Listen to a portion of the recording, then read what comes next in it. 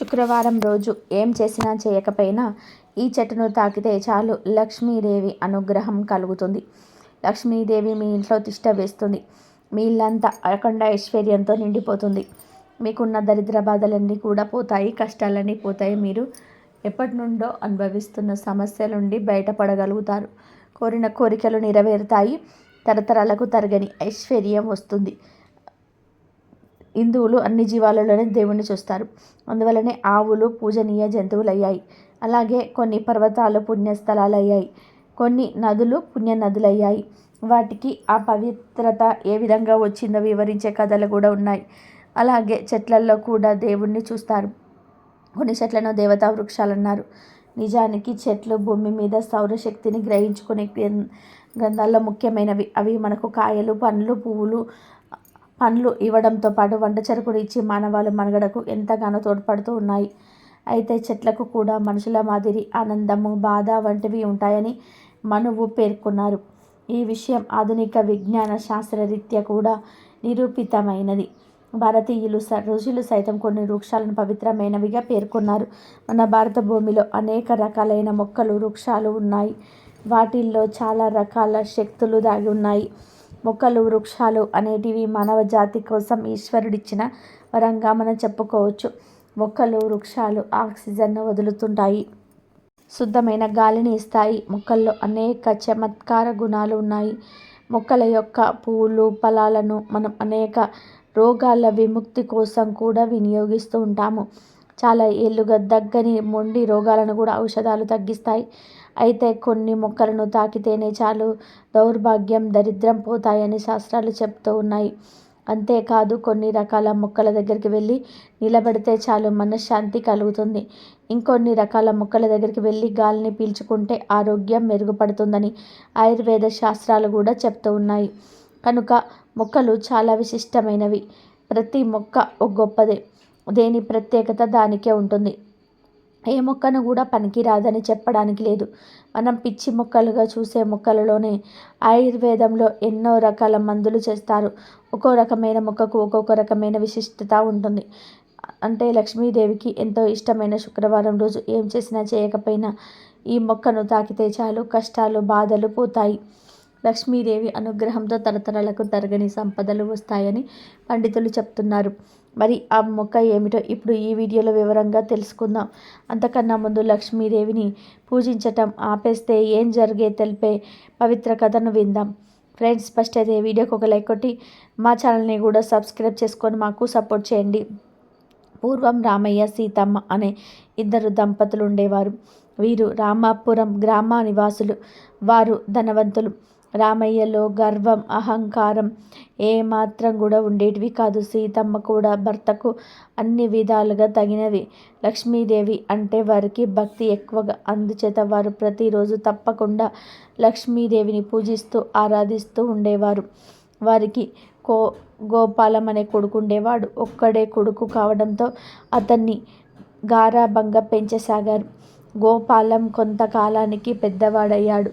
ఆ సమయంలో ఒకసారి సీతమ్మ రామయ్యతో, ఏమండి, మన వాడికి పెళ్లి చేస్తే బాగుంటుంది కదా, ఇంటి పెత్తనం వాడికి వదిలేసి మనం కృష్ణ రామ అంటూ విశ్రాంతి అని తీసుకోవచ్చు. ఈ సంగతి ఆలోచించండి అంది. అందుకు రామయ్య సరేనన్నాడు. ఇక గోపాలం కోసం పెళ్లి సంబంధాలు చూడడం మొదలుపెట్టారు. ఆ రామాపురం ఊరికి సమీపంలో ఉండే గ్రామంలో సంబంధం కుదిరి కొడుకు గోపాలానికి పెళ్లి చేశారు. కోడలి పేరు గజలక్ష్మి. కొత్త కోడలు కదా అని సీతమ్మ కోడలితో ఇంట్లో ఎలా నడుచుకోవాలి, ఏ ఏ పనులు చేసుకోవాలి, పెద్దలతో ఎలా మెలకువతో మలుసుకోవాలి అని ఆ పద్ధతులన్నీ కూడా బోధించసాగింది.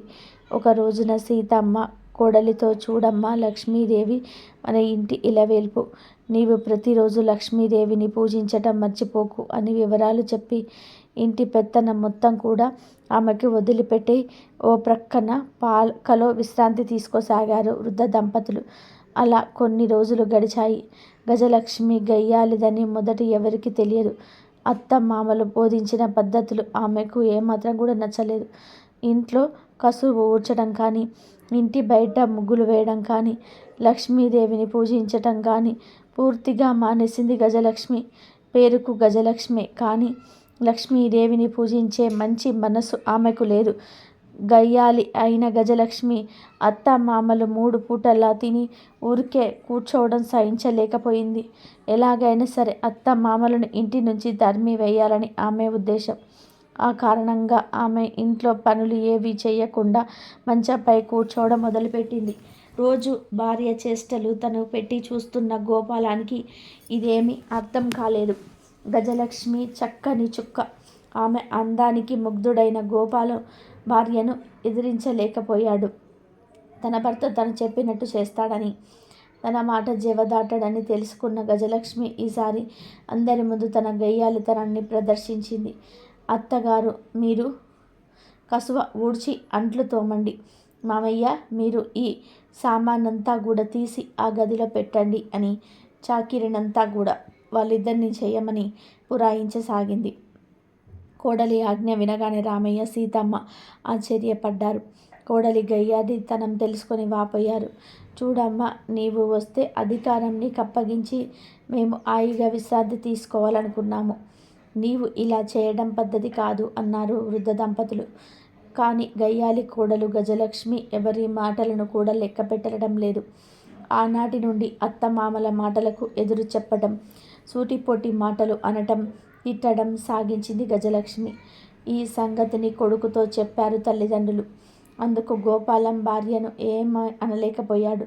ఇదే మంచి సమయం అనుకున్న కోడలు అత్తమామలను ఇంట్లో ఎలగొట్టింది. రామయ్య, సీతమ్మ కోడలు బోరి భరించలేక ఎటో వెళ్ళిపోయారు. గజలక్ష్మి ఆనాటి నుండి లక్ష్మీదేవిని పూజించడం మానేసింది. ఇంట్లో శుభ్రత లేదు. ఉన్న సంపద రోజు రోజుకు తరుముతూ కొంతకాలానికి పూర్తిగా హరించుకుపోయింది. చివరికి తినడానికి తిండి కూడా కరువైపోయింది. ఆ కారణంగా అప్పుల పాలయ్యారు. గోపాలం ఇల్లు అమ్మి అప్పు తీర్చాడు. ఉండడానికి ఇల్లు, తినడానికి తిండి, కట్టడానికి బట్టలు లేక కరువు కాటకంతో గజలక్ష్మి ఆ ఊరు విడిచి వెళ్ళిపోయారు. పొరుగురిలో ఒక ధనికుడి ఇంట చేరి వారి ఇంట్లో పనిచేసి జీవించాలని ఆ ఇంటి వాకిట్లోకి వెళ్ళారు. ఆ ఇల్లు ఎంత శుభ్రంగా ఉంది. ఇంటి బయట అందంగా ముగ్గు వేయబడి ఉంది. ఓ వైపున లక్ష్మీదేవి ఆలయం కూడా ఉంది. ధనవంతుడి భార్య రోజు లక్ష్మీదేవిని పూజిస్తూ ఉంటుందని తెలుసుకున్న గజలక్ష్మి అసహించుకుంది. ఇంటిలో నుంచి ధనవంతురాలైన భార్య భర్తలు వచ్చి చూసి ఆ వచ్చిన వారు ఎవరో తెలుసుకొని కళ్ళ నీరు పెట్టుకున్నారు. ఆ ధనవంతులు ఎవరో తెలుసుకున్న గజలక్ష్మి, గోపాలం వారికి ముఖం చూపించలేక తల వంచుకున్నారు. ఎందుకంటే ఆ ధనవంతులు ఎవరో కాదు, రామయ్య, సీతమ్మ. అప్పుడు రామయ్య, సీతమ్మ గజలక్ష్మిని, గోపాలాన్ని లోపలికి రండి, ఎందుకు అక్కడ నిలుచున్నారు అన్నారు. దానికి గోపాలం, అమ్మ, నాన్న, నన్ను క్షమించండి, నేను మిమ్మల్ని అన్యాయం చేశాను అని తల్లిదండ్రుల పాదాలకు మొక్కుకున్నారు. అప్పుడు గజలక్ష్మి అత్తమామలతో, మీరు చెప్పిన విధానంగా చేయక తీరని ద్రోహం తలపెట్టిన గయ్యాలితనం మీకు అష్ట కష్టాలను కలిగించింది. ఇలా చేసినందుకు నన్ను మన్నించండి అని అత్తమామలు భక్తితో పూజించి వారు బికారులైన సంగతి చెప్పుకొచ్చింది. ఆ తర్వాత అత్తమామలను మీరు ధనవంతులుగా ఎలా అయ్యారో అని అడిగింది. అందుకు సీతమ్మ, చూడమ్మా, నీవు లక్ష్మీదేవిని పూజించక ఇంటిని అశుభ్రంగా ఉంచావు. అందుచేత లక్ష్మీదేవి ఇంట్లో ఉండడానికి ఇష్టపడలేదు. భక్తులమైన మమ్మల్ని లక్ష్మీదేవి వెంటాడుతూ వచ్చి మళ్ళీ అపారమైన ధనవంతుడుగా చేసింది. చూసారా, లక్ష్మీదేవి మహిమ అంత దైవలీల అని చెప్పింది. మీరు ఇంటిని గంగయ్యకు అమ్మిన సంగతి తెలిసి ఆయన చేత తిరిగి ఇంటిని మేము కొన్నాము. అంతేకాదు, ఇక్కడ ఈ ఇంటిని కూడా కొన్నాము అన్నది సీతమ్మ. అప్పుడు కోడలిలో దాగి ఉన్న గయ్యాలితనం పాలిపోయింది. లక్ష్మీదేవి పూజ అంటే ఏమిటో పూర్తిగా తెలుసుకున్నది గజలక్ష్మి.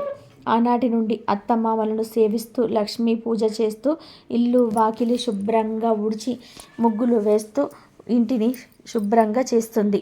ముగ్గులు వేస్తూ ఇల్లునంతా శుభ్రం చేసి అత్తగారిని సేవించేది. అత్తగారు కోడలు మారినందుకు ఎంతో సంతోషించారు అత్త మామయ్యలు. ఇక ఈరోజు జస్ట్ కనిపించిన చాలు శుక్రవారం రోజు అష్టైశ్వర్యాలు వస్తాయని శాస్త్రాలు చెప్తున్నాయి. మరి ఆ చెట్టు ఏమిటి అంటే మందారం చెట్టు. శుక్రవారం రోజు మీకు ఏ రంగు మందార పూల చెట్టు కనిపించినా వెంటనే ఆ మందార చెట్టుకు నమస్కారం చేసుకొని మందార చెట్టును 3 సార్లు తాకండి. శుక్రవారం రోజు మందార చెట్టును ఎంత ఎక్కువ సార్లు తాకితే అంత ఎక్కువ ధనం వస్తుంది. కుదిరితే మందార చెట్టుకు కొన్ని నీళ్లు పోయండి. ఆ నీటిలో ఆవు పాలు కలిపి పోయండి. మందార చెట్టు మీద శుక్రవారం రోజు లక్ష్మీదేవి ఉంటుంది కనుక శుక్రవారం రోజు మీకు మందార చెట్టు కనిపించిన లేదా మీ ఇంటికి దగ్గరలో మందార చెట్టు ఉన్న ఆ చెట్టు దగ్గరికి వెళ్ళి ముందు చెంబుతో నీళ్లు సమర్పించండి. ఆ తర్వాత మీకు ఏమైనా కష్టాలు ఉంటే ఆ కష్టాలు తీరిపోవాలని సంకల్పం చెప్పుకోండి. లేదా తీరని కోరికలు ఉంటే ఆ కోరికలు తీరాలని సంకల్పం చెప్పుకోండి. అలా సంకల్పం చెప్పుకున్న తర్వాత మందార చెట్టును తాకండి. వీలైనన్ని సార్లు తాకండి. ఎంత ఎక్కువ తాకితే అంత మంచిది. ఆడవారైతే ఒక మందార పువ్వును తీసి జడలో పెట్టుకుంటే లక్ష్మి అనుగ్రహం కలుగుతుంది. ఇక ఆ తర్వాత కాసేపు మందార చెట్టు దగ్గర కూర్చోండి. 5 నిమిషాల తర్వాత ఇంటికి వెళ్ళిపోండి. శుక్రవారం రోజు ఇలా చేస్తే లక్ష్మి అనుగ్రహం కలుగుతుంది. మీకు ఉన్న కష్టాలన్నీ కూడా తీరిపోతాయి. దరిద్రం మొత్తం కూడా పోతుంది. మీరు కోరుకున్న కోరికలు నెరవేరుతాయి. మందార పువ్వు పూజకు అందానికే మాత్రమే కాకుండా అనేక రకాల దోషాలను తొలగించుకోవడానికి కూడా ఉపయోగపడుతుంది. మందార చెట్టును ఇంటి లోపల లేదా ఆవరణలో ఉంచటం వలన చాలా ప్రయోజనాలు ఉన్నాయి. ప్రధానంగా మనకు తెలియని వాస్తు దోషం ఏదైనా ఉంటే దాన్ని మందార చెట్టు నివారిస్తుందని పండితులు అంటున్నారు. మరి మందార పువ్వు ప్రకృతిని అందంగా తీర్చిదిద్ది మనస్సుకు ఊరటను ఇస్తాయి. ఈ పువ్వులు దేవుడి పూజకు ఉపయోగపడతాయి. అంతేకాదు అనేక సమస్యల నుండి విముక్తి పొందడంలో కూడా ప్రభావవంతంగా పనిచేస్తాయి. దేవుడు పూజలేనే కాకుండా వాస్తుశాస్త్రంలో కూడా మందార చెట్టుకు ముఖ్యమైన స్థానం ఉంది. ఆర్థిక పరిస్థితి మెరుగుపడాలంటే ఆర్థిక సమస్యల నుండి బయటపడేందుకు హనుమంతుడికి లక్ష్మీదేవికి ఎర్ర మందార పువ్వును సమర్పించాలని శాస్త్రాలు చెప్తూ ఉన్నాయి. అలాగే మందార పూలు సానుకూల శక్తిని ఇస్తాయి. ఇంటికి తూర్పు దిక్కున మందార చెట్టును నాటడం వల్ల ఇంట్లో ఉన్న నెగిటివ్ ఎనర్జీ తొలగిపోయి పాజిటివ్ ఎనర్జీ వస్తుంది. సూర్యబలం కూడా పెరుగుతుంది. గ్రహ దోషాలు పోతాయి. ప్రతి ఒక్కరు కూడా శుక్రవారం రోజు మందార చెట్టును ఎంత ఎక్కువగా వీలైతే అంత ఎక్కువగా తాకండి. లక్ష్మీదేవి అనుగ్రహాన్ని పొంది సంతోషంగా జీవించండి. ఇదండి ఈరోజు వీడియో. ఈ వీడియో కనుక మీకు నచ్చినట్లయితే లైక్ చేయండి, షేర్ చేయండి, సబ్స్క్రైబ్ చేయండి. మరొక మంచి వీడియోతో మళ్ళీ కలుద్దాము. దరిద్రం మొత్తం పోతుంది. మీ కోరుకున్న కోరికలు నెరవేరుతాయి. మందార చెట్టును తాకడం వల్ల మందార పువ్వు పూజకు అందానికే మాత్రమే కాకుండా అనేక రకాల దోషాలను తొలగించుకోవడానికి కూడా ఉపయోగపడుతుంది. మందార చెట్టును ఇంటి లోపల లేదా ఆవరణలో ఉంచటం వలన చాలా ప్రయోజనాలు ఉన్నాయి. ప్రధానంగా మనకు తెలియని వాస్తు దోషం ఏదైనా ఉంటే పోతుంది.